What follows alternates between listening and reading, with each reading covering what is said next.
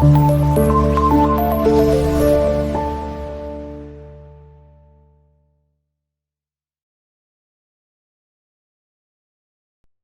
உறவுகளுக்கு வணக்கம். தமிழகத்துல காங்கிரஸ் திமுகவோட கூட்டணியில இருக்குமா இல்ல விஜயோட கூட்டணியில இருக்குமா அப்படின்னு சொல்லிட்டு காங்கிரஸ் தமிழகத்துல யாரு கூட கூட்டணி வைக்க போகுது அப்படின்னு சொல்லிட்டு பேச்சுதான் இன்னைக்கு வரைக்கும் தமிழகத்துல பேசப்பட்டு வருது. ஏன் அப்படின்னு நம்ம சொன்னோம்னா, தமிழகத்துல காங்கிரஸ், திமுக, விசிக இவங்க எல்லாருமே ஒரு பலம் வாய்ந்த கூட்டணியா இருந்துகிட்டு வராங்க.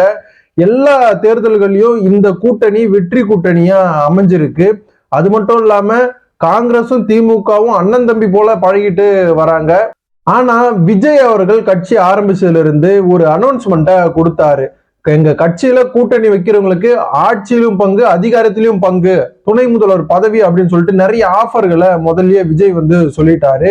இந்த ஆஃபரை கண்டு மயங்கிய அப்படின்னு சொல்ல முடியாது, மயங்கி போன நம்ம காங்கிரஸ் எங்களுக்கு ஆட்சியில பங்கு வேணும் அப்படின்னு சொல்லிட்டு திமுகவை பிரஷர் கொடுக்க ஆரம்பிச்சிருக்கு. முதல்ல திருமாவளவன் அவர்கள் ஆட்சியில பங்கு வேணும் அப்படின்னு சொல்லிட்டு பேசப்பட்டு வந்தாலும் இந்த விடாப்புடியான ஒரு முயற்சியில விடாப்புடியான பேச்சா காங்கிரஸும் காங்கிரஸுடைய தொண்டர்களும் மாவட்ட செயலாளர்கள் உள்ளிட்ட முக்கிய தலைவர்கள் எல்லாருமே திமுக கிட்ட ஒரு கோரிக்கையை வைக்கிறாங்க, ஒரு டிமாண்டை வைக்கிறாங்க. எங்களுக்கு வரக்கூடிய 2026 சட்டமன்ற தேர்தலில் அதிக சீட்டுகளும் ஆட்சியில பங்கும் வேணும் அப்படின்னு சொல்லிட்டு ஒரு கோரிக்கையை வைக்கிறாங்க. அப்படி இல்லை நீங்க கொடுக்கல அப்படின்னா எங்களுக்கு இருக்கவே இருக்கு தாவேக்கா, நாங்க அங்க போய் சேர்ந்துக்கிறோம் அப்படின்ற ஒரு அறிவிப்பை ஒவ்வொருத்தரா ஒவ்வொரு பிரஸ் மீட்லயும் பேசிக்கிட்டு வராங்க. அது மட்டும் இல்லாம சமீபத்துல முதலமைச்சர் ஸ்டாலின் அவர்களும் ராகுல் காந்தியும் நாங்களும் சகோதரர் போல பழகிட்டு வரோம் அப்படின்னு பேசியிருக்காரு. இது ஏன் பேசினாரு அப்படின்னா, எப்படியாவது போயிடாதீங்க விட்டுட்டு அப்படிங்கிற மாதிரி பேசிட்டு வந்தாரு. ஆனா காங்கிரஸ் தமிழகத்துல எந்த அளவுக்கு பலம் வாய்ந்ததா இருக்கு அப்படின்னு நம்ம பார்த்தோம்னா, கொஞ்சம் கணிசமான வாக்குகளை பெற்று ஒரு 30 சீட்டு வாங்குச்சுன்னா, ஒரு 25 சீட்டு வாங்குச்சுன்னா அதுல 18 சீட்டு வின் பண்ணக்கூடிய ஒரு கெப்பாசிட்டி காங்கிரஸுக்கு இருக்கு. ஆனா இன்னைக்கு பீகார்ல நடந்த பொது தேர்தல்ல காங்கிரஸோட கூட்டணியும் மண்ணை கவிச்சு அப்படின்னு தான் நம்ம சொல்லலாம். என்டிஏ கூட்டணி எப்பவும் போல ஒரு வெற்றி முகத்தோட அமோக வெற்றி பெற இருக்குது. கண்டிப்பா என்டிஏ கூட்டணி தான் வெற்றி பெறும். ஒவ்வொரு இடத்துலயும் காங்கிரஸோட கோட்டையில புகுந்து காங்கிரஸை தோற்கடிச்சுட்டு வருது என்டிஏ கூட்டணி. இதனால தமிழகத்துல காங்கிரஸோட மதிப்பு குறைஞ்சு போயிருக்கு அப்படின்னு ஒரு தகவல் வெளியாகுது. இப்போ பீகார் தேர்தலையும் காங்கிரஸ் மண்ணை கவிடுச்சு. இந்த தடவை நம்ம கூட்டணி ஒரு 25 சீட்டு கொடுக்கறத நம்ம 10 சீட்டை கொடுக்கலாம் அப்படின்னு சொல்லிட்டு திமுகவுடைய கூட்டணி கட்சிகள் நிர்வாகிகள் எல்லாருமே சொல்றாங்க. ஏங்க கம்மியா சீட்டு கொடுங்க, அவங்க மவுசு குறைஞ்சு போச்சு. ராகுல் காந்தி அவர்கள் என்னதான் நம்ம யாத்திரை பண்ணாலும், எலெக்ஷன் கமிஷன் திட்டினாலும், எல்லாத்தையும் ப்ரூஃப் எல்லாம் கொடுத்தாலும் என்டிஏ கூட்டணி வின் பண்ணியது, அசால்ட்டா வின் பண்ணுது. அதனால ராகுல் காந்தியோட மவுசு தமிழகத்திலும் சரி இந்தியா முழுக்க குறைஞ்சு போச்சு. இனிமே அவங்களால எழுந்து வர முடியாது, ஒரு போட்டி போட்டு நிக்க முடியாது. அதனால அவங்களுக்கு சீட்டை கம்மியா கொடுத்துட்டு மத்த எங்களுக்கெல்லாம் கொஞ்சம் அதிகமா கொடுத்தா கொஞ்சம் நல்லா இருக்கும் அப்படின்ற மாதிரி பேசப்பட்டு வருது. ஏன்னா அந்த அளவுக்கு பேச வச்சிடுச்சு இந்த பீகார் தேர்தல். அது மட்டும் இல்லாம காங்கிரஸ் கட்சி என்ன சொல்லுது அப்படின்னு நம்ம பார்த்தோம்னா, காங்கிரஸ் கட்சி எங்களுக்கு அதிக சீட்டு இந்த தேர்தல் கொடுக்கணும், ஆட்சியிலும் பங்கு கொடுக்கணும். நாங்களும் எத்தனை நாளைக்கு தான் கூட்டணிக்குள்ளேயே இது பண்ணி இருக்கிறது, நாங்களும் பழமையான கட்சி, ஒரு தேசிய கட்சி, எங்களுக்கும் ஆட்சியில அதிகாரத்துல பங்கு வேணும் அப்படின்னு சொல்லிட்டு எங்களுக்கும் ஆசை இருக்காதா? எங்களுக்கு இந்த தடவை கொடுத்தே ஆகணும். அப்படி இல்லைன்னா நாங்க திமுக கூட்டணி விலகி தாவேக கூட்டணிக்குள்ள நாங்க கூட்டணி வச்சிருவோம், கட்சிக்குள்ள கூட்டணி வச்சிருவோம் அப்படின்னு சொல்லிட்டு காங்கிரஸ் கட்சியும் சொல்லிட்டு வராங்க.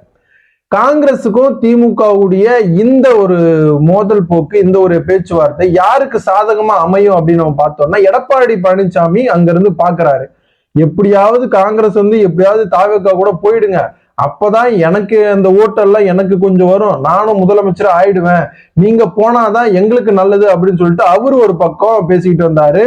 முதல்ல விஜய் கட்சி இந்த கரூர் சம்பவத்துக்கு முன்னாடி, கரூர் சம்பவத்துக்கு அப்புறம் விஜய் கூட எப்படியாவது கூட்டணி வைக்கணும், விஜயை நம்ம கூட்டணியில கொண்டு வரணும் அப்படின்னு சொல்லிட்டு நிறைய வேலைகளை எடப்பாடி பழனிசாமி அவர்கள் பார்த்தாரு. ஆனா எந்த ஒரு வேலையும் செல்லுபடி ஆகல. விஜய் திட்டவட்டமா சொல்லிட்டாரு, என் தலைமையில தான் கூட்டணி, நான் சொல்றதுதான் கூட்டணி, நான் தான் முதலமைச்சர் வேட்பாளர் அப்படின்னு சொல்லிட்டாரு. அவருடைய பொதுக்குழு கூட்டத்திலையும் இவரை வச்சுதான் தீர்மானமும் நிறைவேற்றிட்டாங்க. விஜயை எப்படியாவது நம்ம கூட்டணி கட்சிகளை கொண்டு வரணும், நம்ம கூட இருக்க வைக்கணும், நம்ம அவர் கூட சேர்ந்தோம்னா ஒரு பயம் வாய்ந்த கூட்டணியா ஆகி இந்த தேர்தலில் வெற்றி பெற்று நம்ம சிஎம் ஆயிடும் அப்படின்னு நினைச்சிட்டு இருந்த எடப்பாடி பழனிசாமி அவர்கள் விஜய் இந்த முடிவு எடுத்ததுக்கு அப்புறம் விஜய் தாக்க ஆரம்பிச்சிட்டாரு, விஜய் எதிர்க்க ஆரம்பிச்சிட்டாரு. அவருடைய மேடை பேச்சுகளும் அப்படிதான் இருந்துகிட்டு வருது. இது ஒரு பக்கம் இருந்தாலும் பிஜேபி எப்படியாவது விஜயை நம்ம கூட கொண்டு வரோம் அப்படின்னு சொல்லிட்டு நிறைய முயற்சிகளை செஞ்சுக்கிட்டு வருது. விஜய் என்னதான் பண்ண போறாரு, கூட்டணி அறிவிக்க போறாரா, யாரு கூட தான் கூட்டணி அறிவிக்க போறாரு அப்படின்னு சொல்லிட்டு அவரு பொறுமையா காய் நகர்த்திக்கிட்டு வராரு. யாரு கூட எல்லாம் கூட்டணி வைக்கலாம் அப்படின்னு சொல்லிட்டு ஆலோசிச்சுட்டு வராரு. ஆனா தமிழகத்துல பலம் வாய்ந்த கூட்டணியா இருக்கக்கூடிய இவங்க நின்னா இவங்க தாங்க வெற்றி பெறுவாங்க அப்படின்னு சொல்லிட்டு இருக்கக்கூடிய திமுகவும் திமுகவுடைய கூட்டணி கட்சிகள்லயும் நிறைய சலசலப்புகள் ஏற்பட்டு இருக்கு.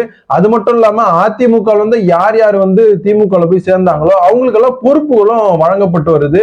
இதனால திமுக இருக்கக்கூடிய தொண்டர்களும் நிர்வாகிகளும் எங்களுக்கு அந்த காலத்துல இருந்து நாங்க இருக்கோம், எங்களுக்கு ஒரு பொறுப்பு கூட வழங்கல, இப்ப இவர்கள்லாம் ஒரு பொறுப்பு வழங்குறீங்களே அப்படின்னு சொல்லிட்டு ஒரு அதிருப்தியில இருக்காங்க.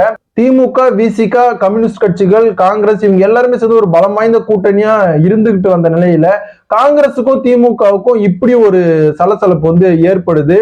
இந்த சலசலப்புக்கு ஒருவேளை காங்கிரஸ் திமுக கூட்டம் வெளியே வந்தா திமுகவுக்கு மைனஸா அப்படின்னு நம்ம பார்த்தோம்னா கண்டிப்பா கிடையாதுங்க. ஏன்னா திமுக தனிச்சு நின்னாலும் ஒரு கணிசமான தொகுதிகளில் கணிசமான வாக்குகளை பெற்று வெற்றி பெறும் ஒரு பலம் வாய்ந்த ஒரு அஸ்திவாரத்தை திமுக போட்டிருக்கு. அதனால காங்கிரஸ் போயிடுமா, போனா நல்லதுதான் அப்படின்னு சொல்லிட்டு இவங்க இருப்பாங்க அப்படின்னு சொல்லிட்டு கண்டிப்பா கிடையாது. ஏன்னா காங்கிரஸையும் இவங்க கூட வச்சுப்பாங்க. அப்பதான் எல்லா இடங்கள்லயும் ஆணித்தரமா போட்டிட்டு வின் பண்ண முடியும் அப்படிங்கிற ஒரு நடவடிக்கையை திமுக எடுக்கும். ஆனா இந்த தடவை பீகார் எலெக்ஷனுக்கு அப்புறம் காங்கிரஸுக்கு சீட்டுகள் கம்மியா கொடுப்பாரா, இல்ல அதிகமா கொடுப்பாரா, இல்ல அவங்க கேட்கிற ஆட்சியில பங்கு கொடுப்பாரா அப்படின்னு சொல்லிட்டு முதலமைச்சர் ஸ்டாலின் ஆலோசிச்சுட்டு வராரு. ஏன்னா அவங்க ஆட்சியில பங்கு கேட்டா விசிகாவும் கேட்பாங்க, கம்யூனிஸ்ட் கட்சியும் கேட்பாங்க, எல்லாமும் கேட்பாங்க. அப்ப நம்ம எங்க போறது, நம்ம வின் பண்ணு நம்ம தலைமையிலான ஒரு ஆட்சி அமையும் பார்த்தா இவங்களுக்கெல்லாம் கொடுத்தோம்னா அப்ப நம்ம எங்க போறது அப்படின்னு ஒரு யோசனையும் யோசிச்சிருப்பாரு முதலமைச்சர் ஸ்டாலின்.